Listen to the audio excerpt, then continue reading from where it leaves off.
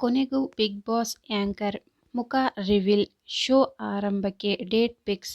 10 ವರ್ಷದಿಂದ ಒಂದು ಲೆಕ್ಕ, ಈಗಿನಿಂದ ಬೇರೆನೇ ಲೆಕ್ಕ, ಇದು ಹೊಸ ಅಧ್ಯಾಯ. ಬಿಗ್ ಬಾಸ್ ಕನ್ನಡ 11 ಆರಂಭಕ್ಕೆ ದಿನಗಣನೆ ಶುರುವಾಗಿದೆ. ದಿನ ಕಳೆದಂತೆ ಒಂದೊಂದೇ ಅಪ್ಡೇಟ್ ಹೊರಬೀಳುತ್ತಿದೆ. ಪ್ರತಿ ಅಪ್ಡೇಟ್ನಲ್ಲೂ ಪ್ರೇಕ್ಷಕರು ಈ ಬಾರಿಯೂ ಕಿಚ್ಚ ಸುದೀಪ್ ಸರ್ ಅವರೇ ಶೋ ನಡೆಸಿಕೊಡಬೇಕೆನ್ನುವ ನಿಟ್ಟಿನಲ್ಲಿ ಕಿಚ್ಚ ಸುದೀಪ್ ಅವರ ನ್ಯೂ ಲುಕ್ ನೋಡಲು ಕಾಯುತ್ತಿದ್ದಾರೆ.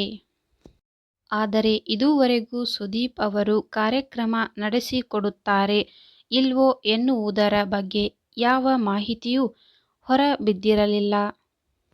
ಆರಂಭದಲ್ಲಿ ಬಿಗ್ ಬಾಸ್ ಕನ್ನಡ 11ರ ಲೋಗೋ ರಿವೀಲ್ ವೇಳೆ ಕಿಚ್ಚ ಸುದೀಪ್ ಅವರ ಹೆಸರನ್ನು ಹ್ಯಾಶ್ ಟ್ಯಾಗ್ನಲ್ಲಿ ಬಳಸಲಾಗಿತ್ತು. ಆ ಬಳಿಕ ಅದನ್ನು ತೆಗೆಯಲಾಗಿತ್ತು.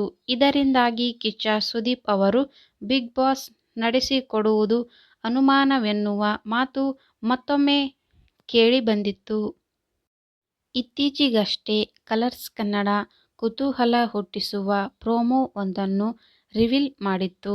ವಿಡಿಯೋ ಕೊನೆಯಲ್ಲಿ ಆ್ಯಂಕರ್ ಕೂಡ ಹೊಸಬರಾ ಎನ್ನುವ ಪ್ರಶ್ನೆಯನ್ನು ಹಾಗೆಯೇ ಬಿಡಲಾಗಿತ್ತು.